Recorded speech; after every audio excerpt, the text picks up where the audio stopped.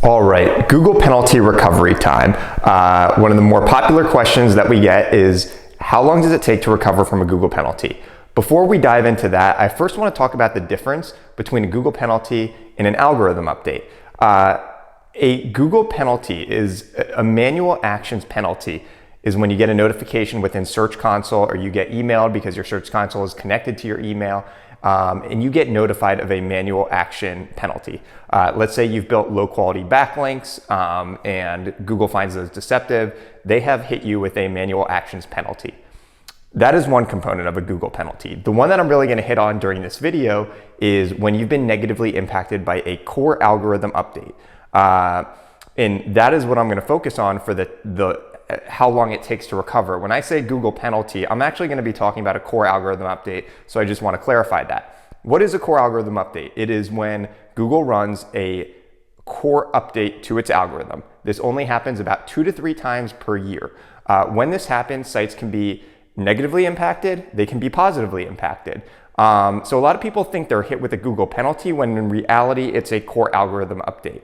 So the million-dollar question, how long does it take to recover from a core algorithm update if you were negatively impacted? Well, you cannot fully recover until the next core algorithm update runs. There are baby algorithms that can run like in between, and you might see a slight uptick, but according to some SEO greats like Glenn Gabe, you do not fully recover until the next core algorithm update, and that is only if you have rectified all of your issues.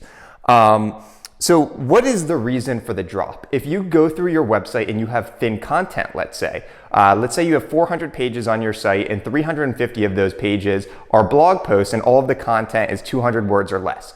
That's thin content. Let's say you have a lot of doorway pages on your site and it's a lot of duplicative content of all of these city level pages. That could be something where you get hit with a negative algorithm update, or you get hit negatively with through the core algorithm. There is also EAT, expertise, authority, and trust. If you don't have that authority on your website, that can negatively impact you. So there are a lot of things that can hurt you from in terms of a core algorithm update.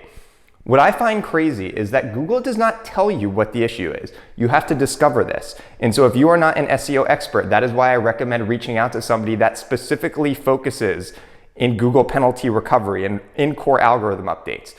There are a million people that say they know SEO, but there are a select few that really know these core algorithm updates inside out. So you need to make sure that you audit your site, but then you have to start moving fast. You have to rectify the issue so you get it done in time prior to the next rollout of the core algorithm update. So how to recover, like I've already covered that. You just need to improve your website. Hopefully this video gives you some more information on the difference between a Google penalty versus a core algorithm update, how long it takes to recover, and the necessary steps you have to take to recover as well.